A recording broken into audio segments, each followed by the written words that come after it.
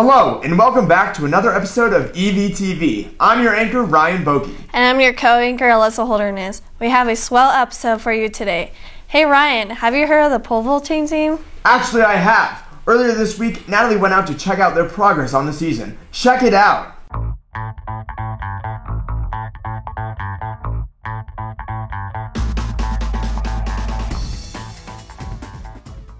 Eagle Valley's track team is home to some of the best track athletes in Colorado, past and present. Every year we have athletes run, throw, and jump at the state competition. However, this year, Eagle Valley has a chance to get first place at state in pole vaulting. For 4A schools, I'm ranked first, and for overall, I'm ranked third in the state. My state ranking is third, and in 4A it's first with you. In 4A I'm ranked third. I'm currently tied with 6 other people in fourth place. We've got four that are have got a shot to break our school record, and it's amazing to watch those guys do what they do. 3 of the 4 potential state winners aren't even students at Eagle Valley. All 3 have been homeschooled for their whole lives, but they haven't let that deter them from their goals. Being homeschooled has helped me a little bit in the indoor season. I was able to go over to the front range on the weekdays and get some extra practice in. It has actually helped because I've been able to go to like club, track and field events, and been able to vault all winter and during the week. But these 4 pole vaulters know that they wouldn't be at this level without the constant support of the entire track team.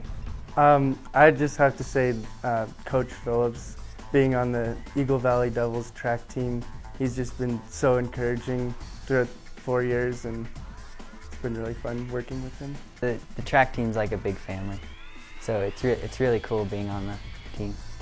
Coaches are great. My favorite thing about being a Devil is there's a super huge, it's kind of like a family atmosphere for me. I mean, my first year here, I had guys cheering me on at some of my first meets. I mean, that was really cool. I didn't even know them, and they were right beside me cheering me on. I mean, that was really cool to me. The vaulting team is kind of like, we just goof around a lot, but like, really when it matters, we work hard. And the whole team's just really like encouraging.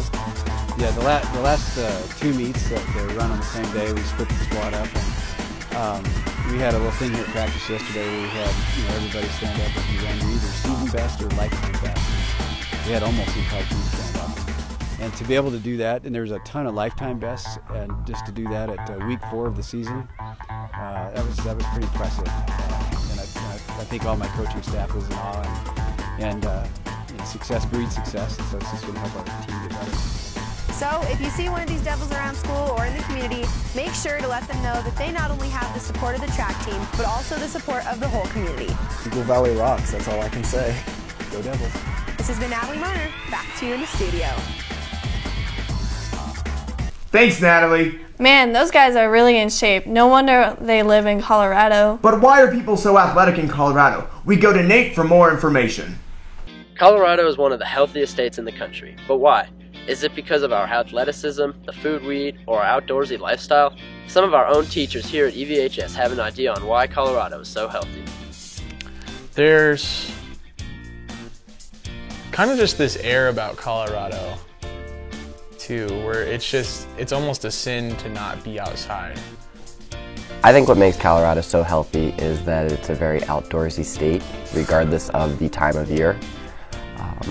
For myself personally, I moved here from Chicago, and in the winter there's not a lot to do outside at all. I think people here are very active, and I think it attracts people that are wanting to be around that type of lifestyle. And along with being active, a lot of people that are active tend to eat better as well. I think that they want to take care of their bodies. I think just being here in Colorado, or people that want to move here, tend to have that type of outlook on life. I think it has a lot to do with the surrounding area where we have mountains all over the place. We have rivers, we have lakes, we have trails. In the more urban areas, I guess they don't really have all of that, but it just seems like it's a culture thing in Colorado. I think in a lot of places, like in the big populated urban areas of the United States, indoors is almost better. You know, it's like there's really no reason to go outside other than to maybe go catch something to eat or, you know, be entertained somehow. But here it's like we're surrounded by beauty. I love Colorado. I think everybody should live in Colorado, and that's why they all keep moving here. It's just because it's such a great place to live and there's so many opportunities for us. But I mean, really, you have to be outside in Colorado, otherwise you're missing out. 26.9% of the population in Colorado was physically active for at least 60 minutes per day. So what do you think? Is Colorado really as healthy as they make it seem, or do we deserve a higher spot in the rankings? So what do you guys think? Put a comment on eaglevalleystudentmedia.org to state your opinion. But with all this exercise going on, how do students find time to stay focused on other activities, like education? The SAT. For preparing how to take the SAT and study for it, we go to Rogelio. The juniors are getting ready for the SAT by taking SAT courses to get ready for the test, while the sophomores are taking the PSAT practices at homeroom. If you're lost in the process, here are some steps to keep you going. Tip number 1, get sleep, eat healthy, and stay hydrated. Make sure you get a good night's sleep. You know, we know adolescents require 9 to 11 hours every night. You know, make sure you're eating healthy and eating clean. So no junk food, you know, preferably a couple days ahead of time to make sure everything's in sync. Make sure you get good exercise, you know, 20 to 30 minutes of moderate exercise every day, as you're able to do. Tip number 2, taking the SAT practice test. It's proven that if you take the SAT, at least one practice test, you're most likely going to improve your score, because it just gives you time to look at the test, to check out like what the formatting is, the timing. Really do your preparation ahead of time. Khan Academy is a great preparation. It has your results. It's connected to College Board, which writes the SAT and PSAT question. Tip number 3, if you don't know the answer, just take a shot instead of leaving it in blank. The SAT used to be that you get penalized if you guess and you guess wrong.